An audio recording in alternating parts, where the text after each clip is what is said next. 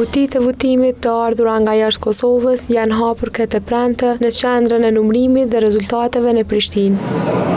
Me këtë ka nisur edhe procesi i numërimit të fletvotimeve të diasporës, të cilat po kalojnë në fazën e verifikimit dhe përpunimit, para se të përfshihen në rezultatet përfundimtare. Zëdhënësi i Komisionit Qendror të Zgjedhjeve, Valmir Elezi, theksoi që tërheqjet e fundit të zarfeve me fletvotime do të bëhen me 2 dhe 5 janar. Pas përfundimit të numërimit të fletvotimeve nga votimi fizik në përfaqësitë diplomatike, do të vazhdohet me numërimin e fletvotimeve që i takojnë votimit përmes postës dhe që deri më tani janë tërhequr nga kutitë postare të KSZ-s, si ajo në Berlin, pra në Gjermani, dhe në Bern të Zvicrës.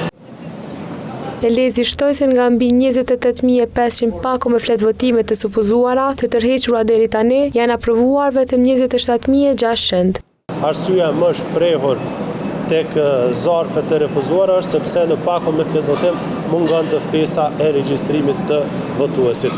Pra në procesin e numërimit pas numërimit të fletvotimit nga përfaqësitë diplomatike do të përfshihen 27.600 zarfe të supozuara me fletvotime nga votimi përmes postës.